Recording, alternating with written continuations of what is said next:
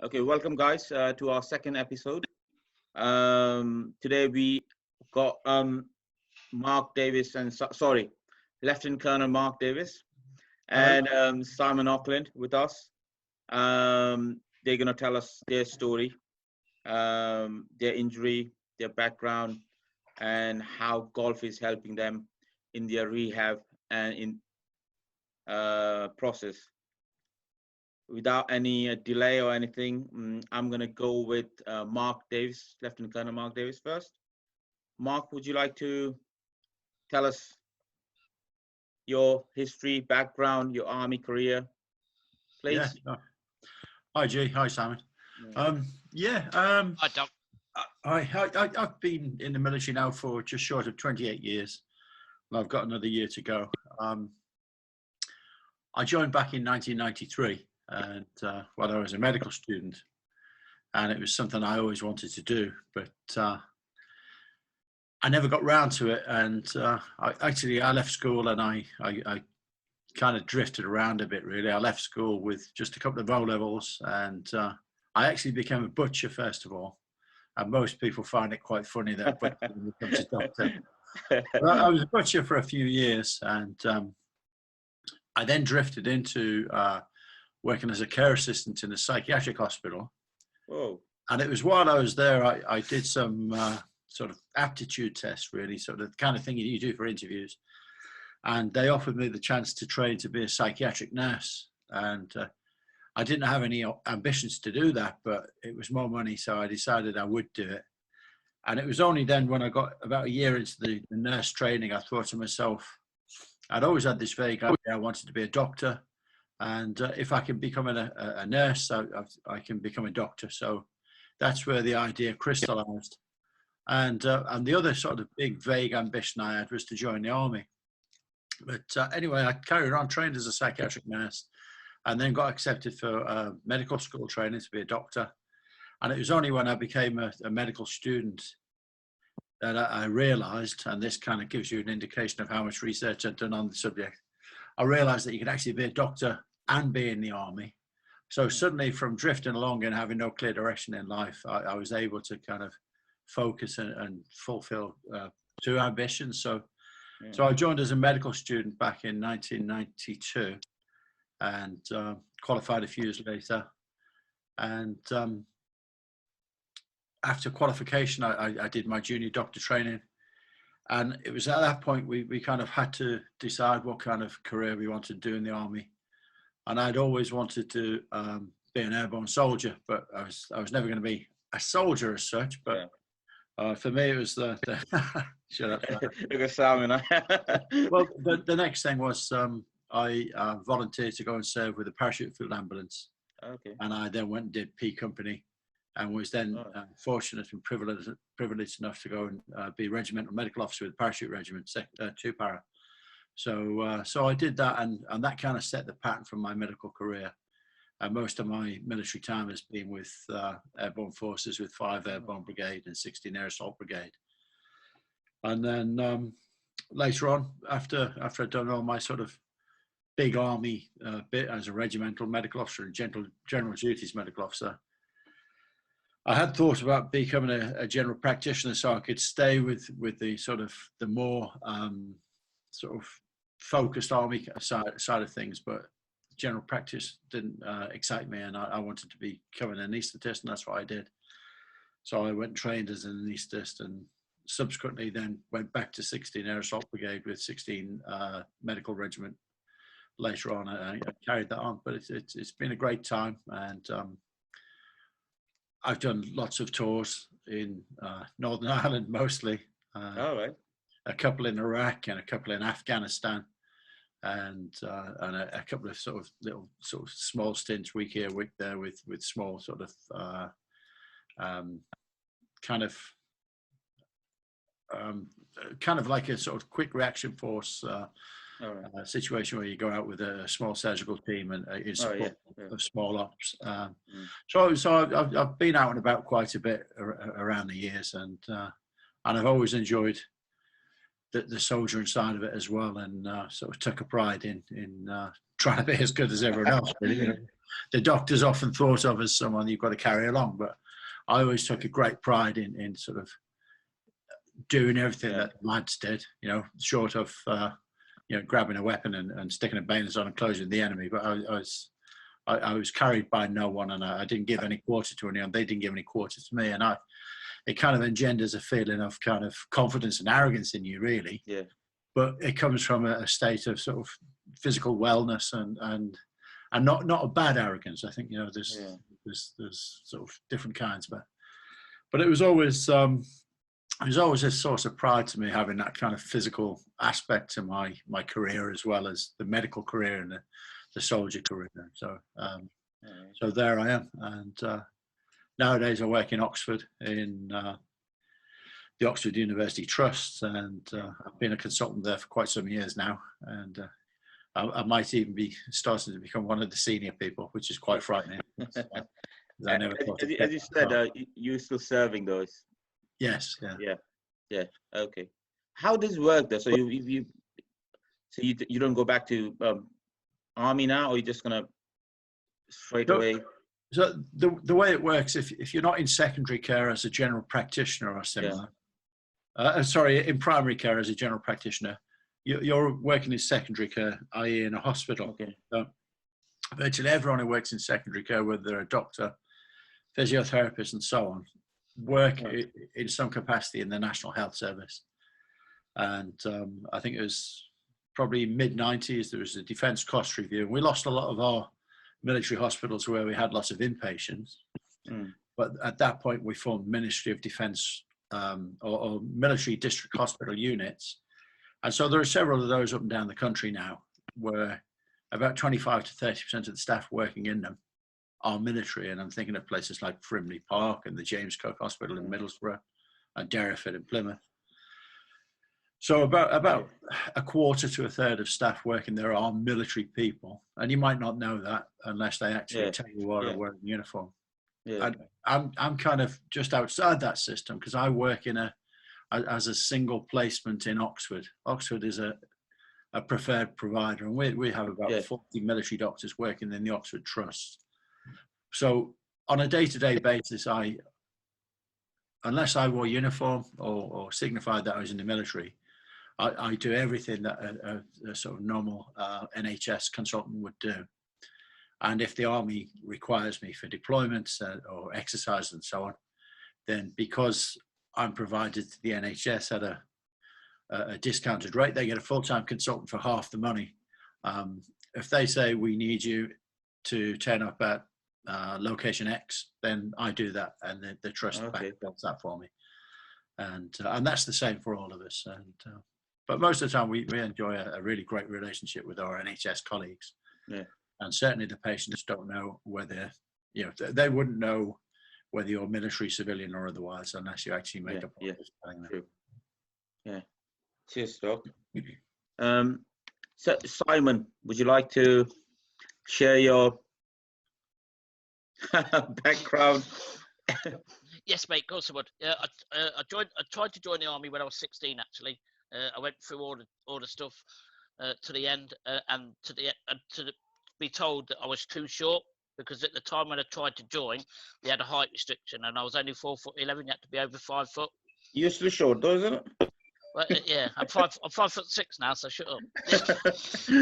Anyway, so 2 years later, after I'd been to catering college and stuff like that, I tried to join again, and in 1989, 2nd of July, I joined the Army Catering Corps, where older shots sent home barracks.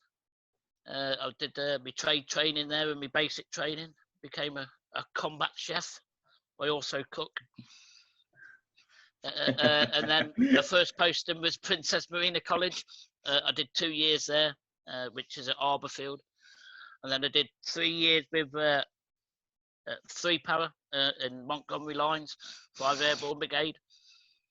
And then 27 Transport Regiment, 3 years there. And then I was at Grantham for 3 years. I got out and I rejoined again a year later. So but I've been I went to Northern Ireland 4 times, Bosnia twice. So I didn't go to Afghan or anything like that. So because I'm an old bugger. All right. Yeah, and then I joined the MPGS. I actually served at Yeovilton for 6 years, RAF High Wycombe for 4 years, and then back home actually, because that's where I'm from, Grantham, and I was there until I got injured.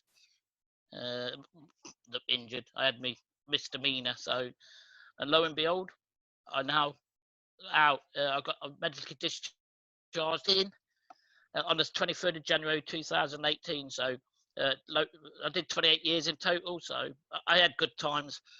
I love being a chef, meeting lots of different people, and yeah, it's great. I miss it because I still would have had 12 years left to do because I can do it till 60. But obviously, with this, I can't do it anymore. So, would you like to elaborate your injury though? Is that a combat injury? No, it's not. I actually went in for routine surgery to have my thyroid removed, but unbeknown to me, they paralysed my vocal cords. And then a month later, outside the block, I collapsed. And then I was in a coma for, I can't remember, 20 to 30 days. I can't remember as such. I actually died 3 times. And then obviously I've got a tracheostomy in situ now that I have to have for the rest of my life to help me breathe. So. Cheers, mate. Thank you. You're welcome. Yeah. Doc, would you like to explain your injury, please? I will do. First of all, I just remember an old saying in the military was that you should never trust a thin chef, and I just want to go on record saying I trust Simon. Exactly, that's right. You should never trust a skinny chef because obviously they're not tasting their own food. Exactly.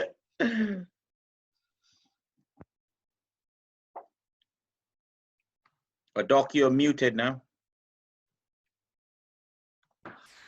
Sorry about that. Yeah. Yeah, no worries. I was saying earlier, I always took a great pride in my sort of physical fitness, and my injury is a non-combat injury as well. So in 2016, back end of 2016, October, I'd had a really busy summer, and I'd been sailing. I'd been on holiday where I spent lots and lots of time in the gym, but I was fine. I was getting very tired. I was fairly breathless, and I just thought it was a consequence of getting old. Probably is. And I thought it was appropriate tiredness, but I was working in the hospital one day, and I found I was breathless just walking down the corridor, and a couple of people commented on how awful I was looking, which is kind of them. And but then I was aware of an uneven pulse in my neck. I remember sort of distinctly thinking to myself, if this was one of my patients, I'd advise them to go and see the GP or go to A&E. And that's exactly what I did. And I was in the middle of an operating list, and I finished one case, and I said to my surgeon, I'm going to A&E to get checked out. And I went down there, and my big worry then was a different kind of irregular heartbeat. But they did an ECG, the heart trace, and everything was normal. But they did some blood tests, and they said, did you know you were anemic? And my hemoglobin was about half the normal, which would account for a lot of the symptoms I was having.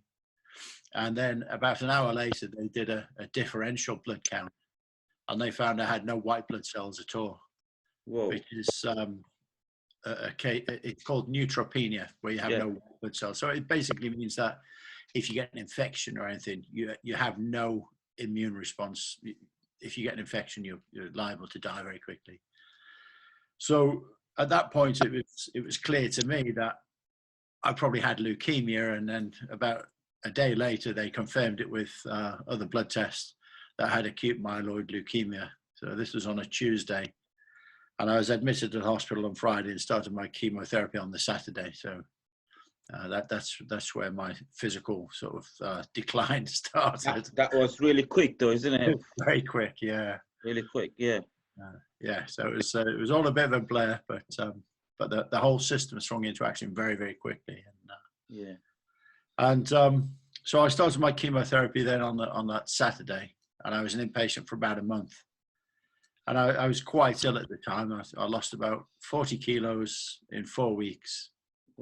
And I had great sort of expectations of going into hospital, and in the hospital sort of walking every day and doing some sit-ups and press-ups in my hospital room and keeping myself going. And within a few weeks, I was reduced to someone who could barely get out of bed, and someone who couldn't walk to the end of the road to buy a newspaper, but who could barely go from the living room to the kitchen to make a cup of tea. So it was a massive shock to me, from feeling sort of fairly infallible and invincible, and then suddenly you just, it's almost like your whole life is chopped away. It's like your legs are chopped away from under you, and everything that you kind of look at as normal, and your outlook on life has just changed completely in a few heartbeats. Yeah, it is, isn't it? It's quite because when I say I said it on our last episode as well. So every injury is different. So as you said, it just like maybe 1 week or 4 or 5 days, that period, it just from up here, you just gone down. So it's same with other injuries. Like for me as well, I'm a combat injured, but my life was same. On that day, I was okay patrolling around. Next few days later, I was in the bed and I was just thinking about the same thing. What are you thinking now? That day, thinking about your life is gone. Everything changes. All bets are off, and suddenly you've got it. So massively. They are. Yeah, having it all there, and then to be taken away from you is a massive shock. And it sent me over the edge, and I was in massive dark places, suicidal thoughts, and shit like that. Oh, it was horrible place to be. Yeah, definitely. It is. That's why I said, like, every injury is different, but we are on the same boat. We were on the same boat, kind of thing. Exactly. We're on the same boat. It doesn't matter. That's why I wanted to bring it. Like, it doesn't matter. It's a combat, non-combat injuries, but you are a injured veteran, kind of thing. That's the thing. I'm going to drift to golf now, which is our favorite part anyway, I reckon. Especially Simon. So, did you play golf before, Doc? Did I play? I swung a club in my 20s, but I can't say I ever played golf. I bought an old set of Lee Trevino. Excuse me, Doc, but if you see him now, he still can't play golf.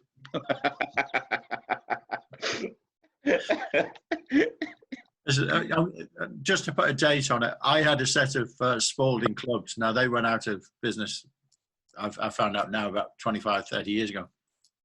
And when I bought those clubs, they're out of date. They had Lee Trevino's name on. I think he was a golfer in about the 60s or 70s.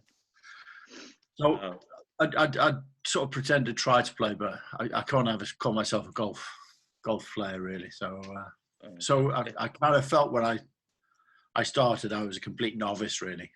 Yeah. So I didn't know anything about the rules, the etiquette, or. Yeah, no one did. It's still, I don't know. Yeah. Simon, did you play golf before? No, not at all. A little bit, but like Doc, I wasn't a golfer.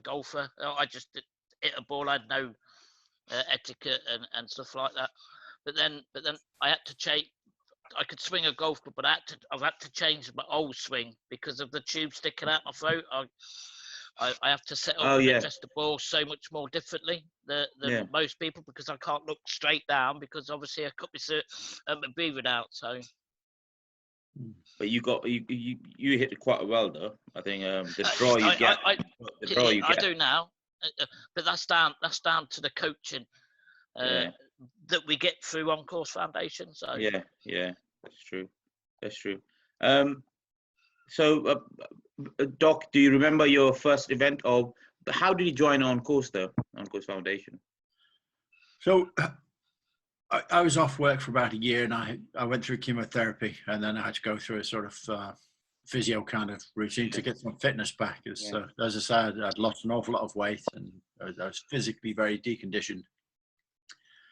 And looking back, mentally and emotionally, sort of deconditioned as well. So I had to go along to the multi-activity course at Lilleshall at the Battleback Centre. Battleback, yeah. There's several courses you can do, and I went on that one, and it was on that one. Mark Scorer came along and talked about on-course foundation and so on, which I thought was interesting. And then I saw an advert for a golf skills week, and one of the things at the Battleback Centre, which I realised I'd missed prior to my illness, was sort of participation in sport with other people. And so you'll know the Battleback Centre, they do wheelchair basketball, you go rugby, cycling, there's lots of competitive things, and I really enjoyed it, and it kind of gave me an added enthusiasm again for life. But I was at a pretty low place when I went there, from a sort of emotional, mental, spiritual kind of point of view. From a physical point of view, I was on the up. But I'd lost confidence, self-esteem was at a low, and I went along, and that kind of sort of gave me a kick up the arse, really. And I thought, golf, that sounds like a great way of sort of getting out, seeing people, getting some fresh air. So I applied for the golf skills course, which On Course ran from the Battleback Centre in Lilleshall. And I was lucky enough to get a place on that. And I do remember turning up with my clubs, which were about 35 years old. and spanking the ball left and right, anywhere but straight down the range.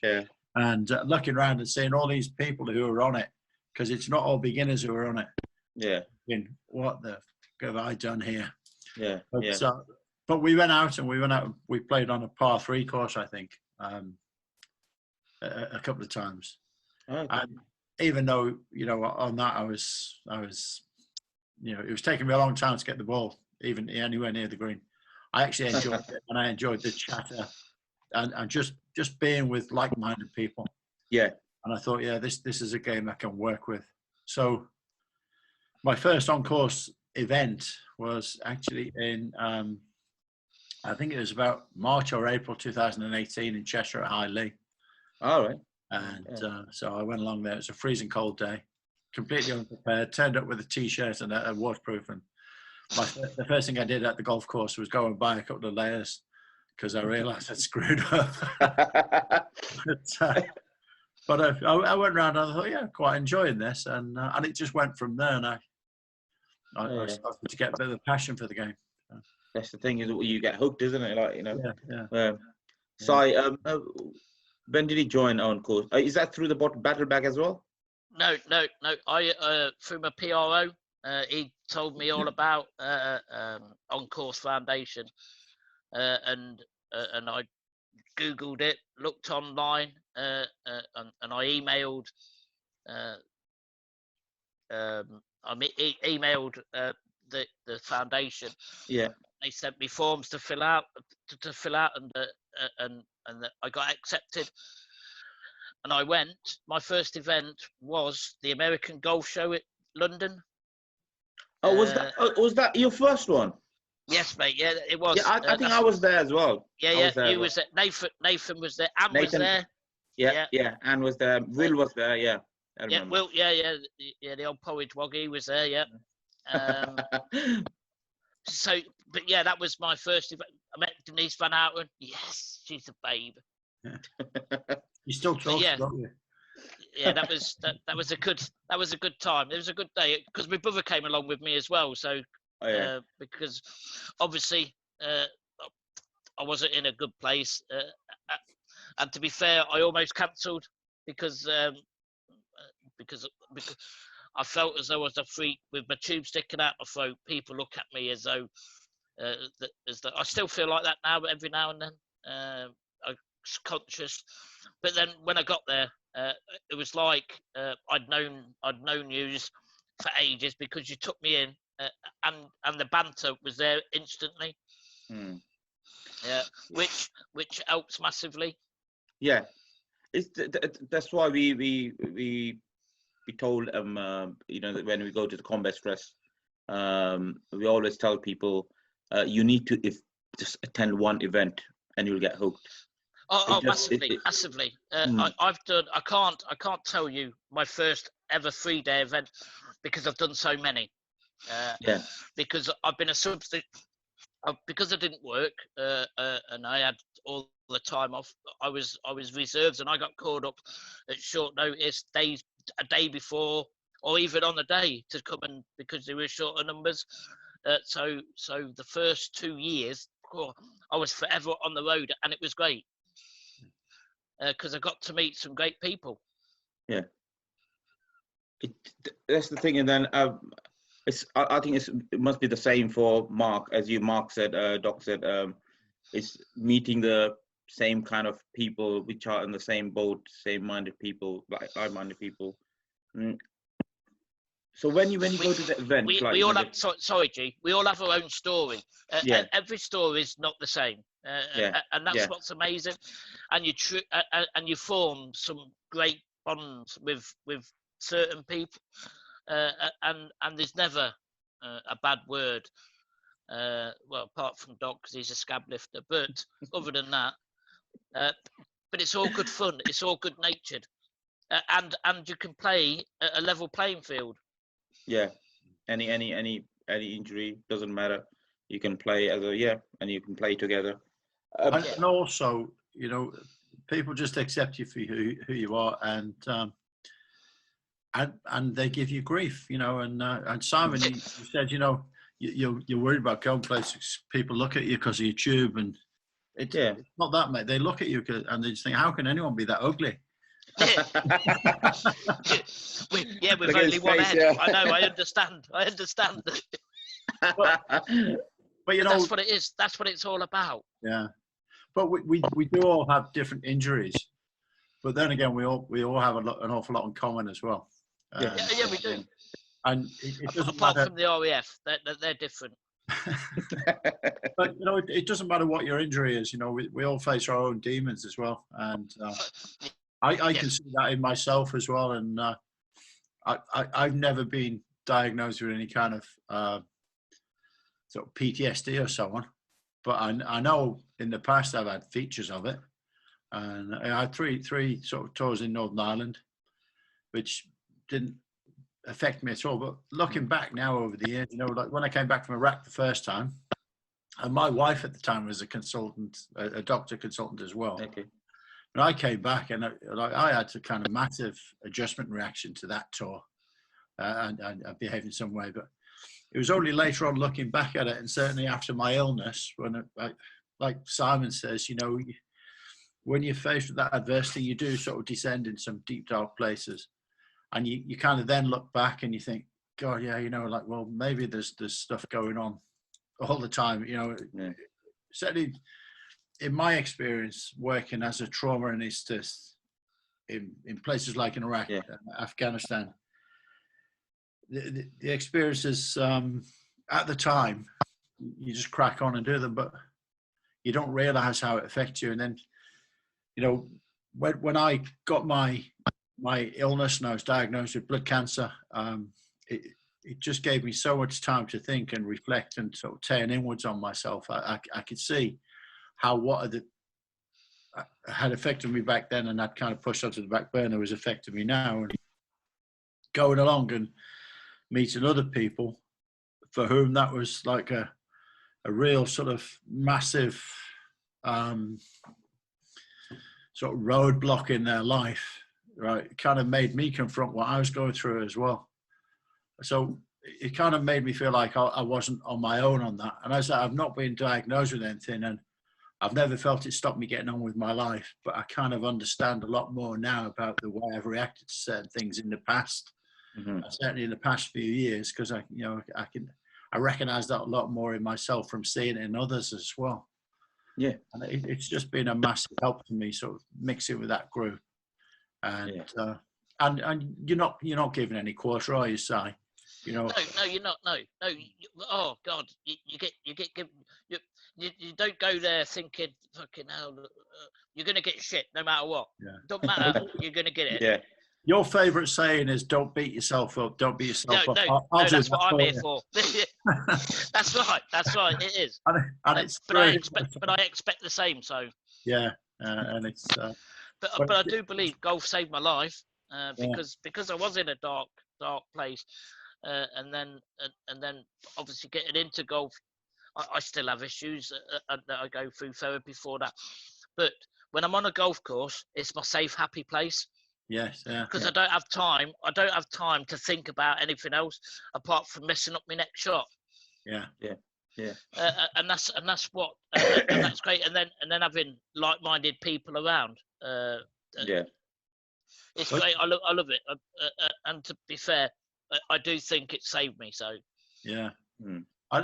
It is. It's therapeutic. It definitely is. yeah, It's one of the most frustrating sports going. But God, does it help your mental health? Yeah, it does. And it stops you thinking about those things. And yes, it does. Massively. you know, I've always been very lucky in that to coin your phrase, my demons. I've always been pretty much contained, and I've always been able to compartmentalize my life. Yeah. Yeah. As a doctor, when we go to and we do these trauma deployments, we're not fixing bayonets. We're not going out there and being shot at. But right in my job particularly, I could go out for 3 months, and that 3 months solidly, I'd be getting a succession of trauma patients every single day. Yeah. At least a dozen every day. So that's a dozen different people with amputations, gunshots, etc. Yeah. And at the time, you just kind of go on and you crack on with it. But later on, all that kind of comes back and bites you on the arse. And That's really. You do have a big arse to bite, Doc. Yeah, this is true. But you know, like being with the guys, and you know, it's therapeutic for me because it's one of the few times in my life when I can talk to people who've been through similar experiences. And I've got a very strong memory of coming back from one of my tours, which was very, very hot, both from a physical temperature point of view and the tempo. We were getting 15 or 20 guys in every single day had been blown up or shot. And I came back and I had my leave and I went back and I went in the NHS and I bumped into someone and they asked me how it had been. And I was pretty desperate to talk to someone and offload, to be honest. And I mentioned how difficult it had been. And they basically sort of kind of had a nervous laugh and said, "Oh, go on, you've had a jolly." And I just thought to myself then, I can't talk to civilians about what I've been through. Yeah. No, because they don't understand. I'm with you. They don't understand. Yeah. Meeting the old course guys. Yeah. If I talk about that stuff, and I don't talk about it a lot, to be honest, but if I do, I know that they get it. Yeah. Right now, I understand. In itself, mate. Yeah. It's right now. I know what you're trying to tell me, and then what you're trying to say. It's like, you when you said, like, people coming to you for a session or anything. Yeah. That must be hard, like, coming back. And as an officer, I think don't have anyone to. Even worse. Yeah. You don't have anyone to talk to, I reckon, or maybe, I don't know, as a rifleman, or you can go to talk to your sergeant or lance check, your section commander, and just say, "Oh, I'm just having a shit day," or "I had a shit day. Can I talk?" But for you guys, I think it must be hard. Well, it's probably different. It's hard in a different way. I think it's hard for all of us when we go through that stuff. Yeah. And we struggle a bit sometimes. But having this group and I kind of think of like my little sort of dark cloud as being packed away in a little carry-on bag. And for the vast majority of the time, that bag remains closed and I go on and I do my life. And sometimes it pops open and stuff comes and bites me in the arse. And I have a little grey cloud over my head for a period of time. But I'm very lucky that it's never stopped me living my life Yeah. and doing my work. But I'm aware it's there, and I remember those difficult cases. That like the small children who pass away on the table in your hands, and sort of you sometimes get young fit men coming in. They're like Greek gods. They're muscled and everything. Bit like me then, Doc. Yeah. But everything you do, is futile. I'm a god.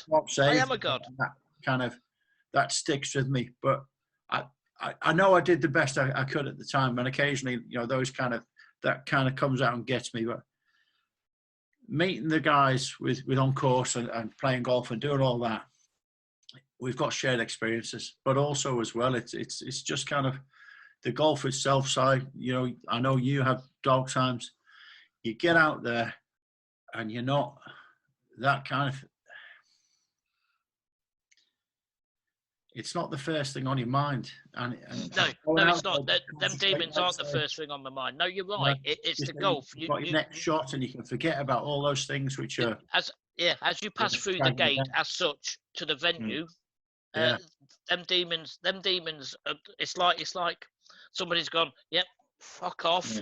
Kicked them out because all I'm thinking about is the golf and meeting the guys. Yeah. Well, and then on the golf course, it's you play your first shot, but on the first tee, trying to not to make yourself look like an idiot, and then you're concentrating on your next shot, and then your next shot, and before you've realised that's 18 holes gone like that. Yeah, and you've had 3 or 4 hours not dwelling. Yeah, exactly. Not dwelling on all the dark stuff. But even at night time, because I struggle to sleep at night time, but I don't when I'm away. I don't have them thoughts either because of the banter with the guys. Because obviously, when we're at a 3-day event, we always congregate for evening meal and a swally for you guys. I don't drink, but the banter carries on, and you still don't think about for the 3 days, for the whole 3 days that I'm there at an event, I don't have any of them problems at all. Yeah, same here. Yeah. So what for both of you, what you've learned, the things about yourself moving in life from the golf? It's taught me to not be so self-conscious about myself because I'm not a freak. I've had some bad luck, but I make the most of the best opportunities that I can, and I look forward to the golf. The golf keeps me focused and helps me manage my mental health. So whereas my mental health's not managing me. Mm-hmm. Yeah, I agree, mate. When I first got diagnosed, and I was in hospital for a month first time off, and I remember the specialist nurse coming and saying to me, "We're a bit worried about you because you've got this diagnosis of this life-threatening disease, and the risks were quite high. The chemotherapy might not have worked. I could have succumbed to an infection and died." And in fact, I did spend time in intensive care. They said, like, you don't. It's not a nice place. That's not a nice place. But they say you don't seem to be kind of dealing with it. But that was my way of dealing with it was to internalize things. And I just said, look, I'm in the army. I've been in the army for a long time, and when you're given a task in, you crack on with it. And to use our phrase, you stag on. Just get it. Like that's the hand you've been exactly. Yeah, you do. Stag on. But I think, like meeting the guys on course, a lot of them have had far, far worse things happen to me, who are then able to open up and share that. Kind of made me think, well, maybe it's more healthy for me if I do. Yeah. So that. But it's easier. I find it easier to open up with the guys at on course because they don't judge you. Well, it's like I'm saying, Simon, as well. Like coming back from Afghan and someone said, "No, you've been on a jolly." They just didn't get it, but the on-course guys do get it. Yeah. Exactly. And like I said, they don't judge you, and they give you shit for it. But Yeah. Yeah. Well, we all have different experiences. Your experience is completely different to mine. Yeah. But I know you've got your See, struggles, and I've got mine. And even though they're different, there's things in common as well. But like I was told, I wasn't told. My dad and my brother were told to fill out the paperwork because they didn't think I'd make the first 24 hours. Yeah. I actually did die 3 times. So and that makes me think about things. I don't take anything for granted anymore, and I do stuff that I want to do. I don't pussyfoot around what other people want. It's what I want. Yeah. And being in on course helps me do that. Yeah. I remember actually lying in the hospital bed thinking, I've got to probably put a bit of time away for myself, because and someone once said to me, you know, like, no one goes to their grave thinking, I wish I'd worked harder. I wish I'd turned up in the office a bit earlier. Yeah. Yeah. They probably always think, I wish I'd spent a bit more time on me and my family and friends. Definitely. And so I think that's what I took away from all that. Just Exactly, and the fact, selfish. and I've been away to America with On Course Foundation, and that week was tremendous.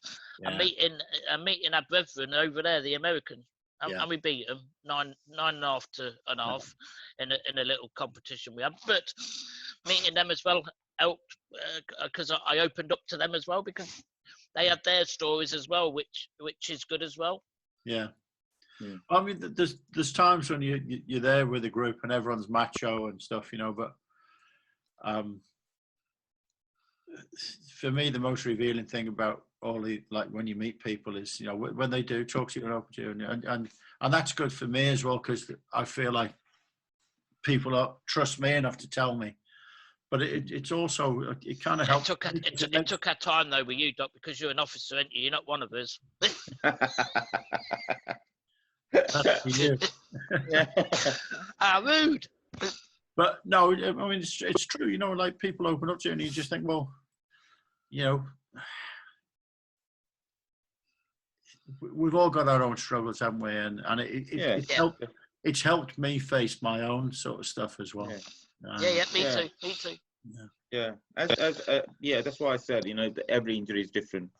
My injury might be, I think my injury is worse than yours, but it might be not right, because your injury is worse for yourself. You know, it's kind of. But we never think like that. We don't. Yeah, think, that's the thing. We don't think that my injury is worse than yours, or yours, because we all have that story. We all bring our stories to the table, and that's what makes On Course Foundation a great place to be, because everybody does have their own stories, and we're willing to tell them stories, but we don't judge. But that's the thing, when we go to the events, we never talk about injury. We never talk about what you have done, what you've done in the past. Oh, I've done 5 tours, you've done only 2. We never talk about that. We just talk about golf, or what we're gonna do, shot, as your doc said, you know, and you know, and what we're having for eating. Yeah, and yeah, what are you going to dessert? Yeah, that's right. Yeah. For you, Simon. No, that's more for them. Oh God, can't remember her name now. Anita. Oh yes, Anita's 12 desserts. Yeah. 2 puddings. Yeah. Guys, I'm gonna wrap up now, but just the last question I've got is, what's your highest point from their time since starting a golf or starting On Course Foundation? What's your highest point or memorable day, or any, can be funny one or anything with you? I have 2. I have 2 to be fair. Yeah, only one, Simon. No, I'm having 2. You can piss off. Yeah, you can. One is having the privilege to be taken to America for the warm weather training. That was, I didn't think ever possible to be able to do anything like that when I was went through everything I went through. So going to Florida was amazing. But also, I played with the Simpson Cup team at Holywell in Nottingham because they needed an extra player. And I got to meet the Simpson Cup team for that year, and that was a good high time as well. So,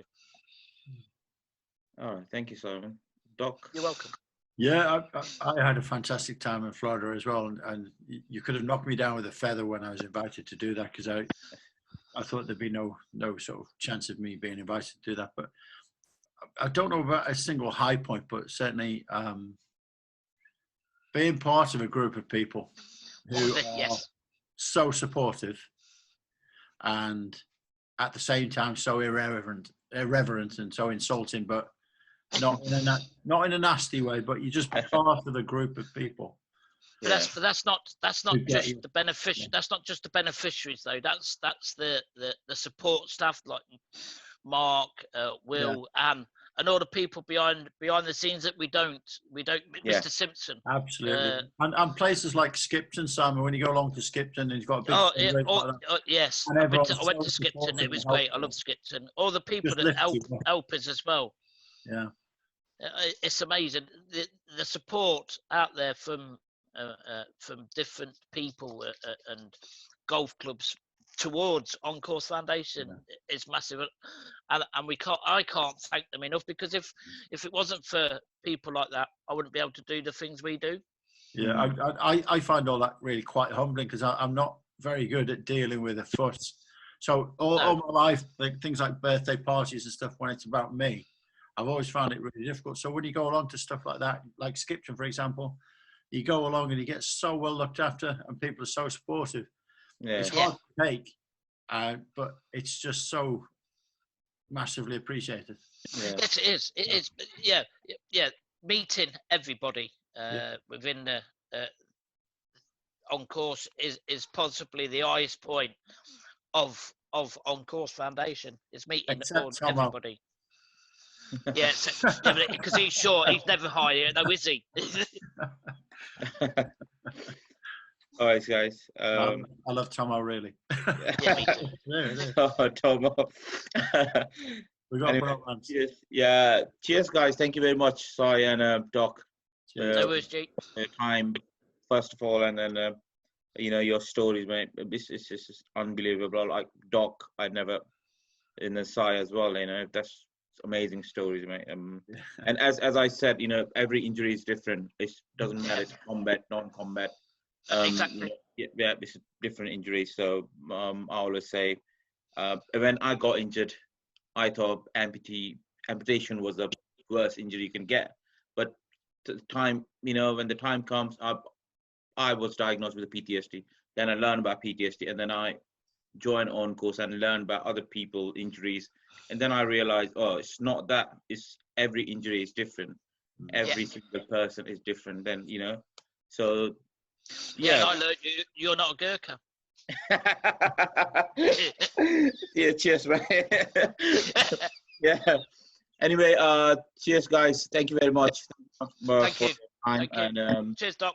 hopefully see you tomorrow, Doc. Anyway. Yes. Thanks. I'll see you tomorrow. Thank See you later. You take care, G. Cheers. Yeah. Cheers, Doc. Cheers, bye. Bye.